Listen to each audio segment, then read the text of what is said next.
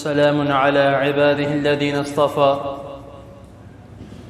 اللهم صل على محمد وبارك وسلم اما بعد. حضرات محترم،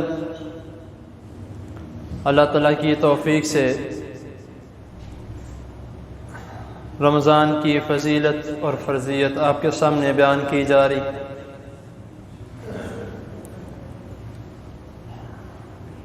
برکتوں والا، رحمتوں والا مہینہ تیزی سے گزر رہا ہے اور ہم ابھی تک غفلتوں میں، ہمیں رمضان کا پتہ نہیں ہے کہ رمضان واقعی آ چکا ہے کہ نہیں آیا، حالانکہ اتنے زیادہ دن گزر چکے ہیں. ایک حساب سے آدھا رمضان تو گزر چکا. خیر، اللہ تعالی ہمیں خیال رکھنے کی توفیق عطا فرمائے. اس مہینے میں ہم اکثر ایک دوسرے کی دعوت کرتے ہیں، جس طرح میں نے کل کی نشست میں بھی بیان کیا تھا کہ رسول اللہ صلی اللہ علیہ وسلم فرما رہے ہیں کہ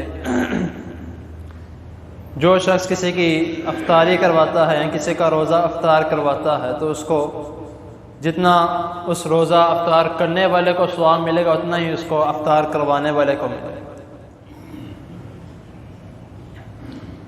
اور اب ہم افطاری کرنے تو چلے گئے، کسی نے بلا لیا، افطاری کرنے تو چلے گئے اس کے گھر.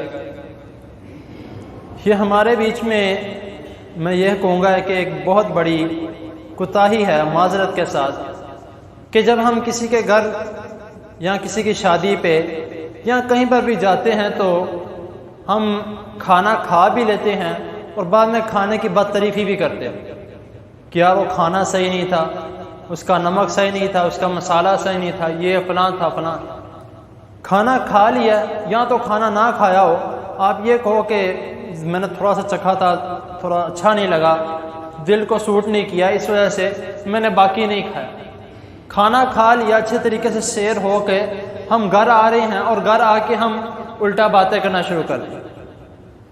بھئی روزہ اگر آپ نے کسی کے گھر افطار کیا یا کوئی دعوت کھائی ہے تو اس کو آگے سے اس کو دعا دو. تو رسول اللہ صلی اللہ علیہ وسلم کا طرز عمل کیا تھا؟ ابو داود کی حدیث ہے، حدیث نمبر 3854 میں، کہ رسول اللہ صلی اللہ علیہ وسلم ایک صحابی کے گھر افطاری کے لیے گئے. تو اس شخص نے، جو صحابی تھا، انہوں نے کچھ چند چیزیں نبی کریم صلی اللہ علیہ وسلم کے سامنے پیش کی اور آپ نے تناول فرما لی، آپ نے کھا لی، افطاری کر لی.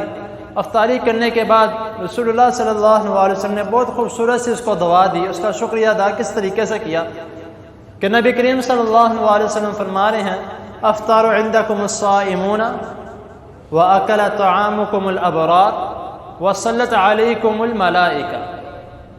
افطار عندکم الصائمون، کہ تمہارے ہاں، تمہارے گھر روزے دار افطاری کرنے آئے، یعنی کہ افطاری کروانے کا اتنا ثواب ہے کہ آپ صلی اللہ علیہ وسلم اس کو دعا دے رہے ہیں کہ افطار عندکم الصائمون، کہ تمہارے گھر روزے دار افطاری کرنے کے لیے آئیں.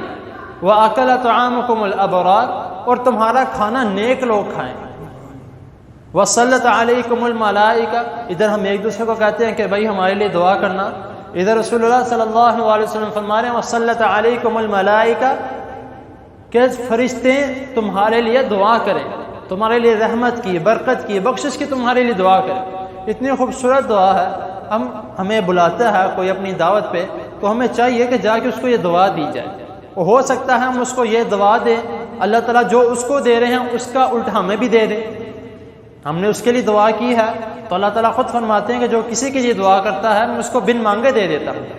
تو اسی لیے ہم جب بھی کسی کے گھر جائیں یا جب بھی کسی کو ملیں، غلط الفاظ بولنے کے بجائے ہمیں کوشش کرنی چاہیے کہ اس کو دعا دی جائے، اچھے الفاظوں میں اس کو یاد کیا جائے. تو باقی اللہ تعالیٰ کی حضور دعا ہے اللہ تعالیٰ ہمیں صحیح دین کو سمجھنے کے اس پر عمل کرنے کی توفیق عطا فرمائے. جزاک اللہ.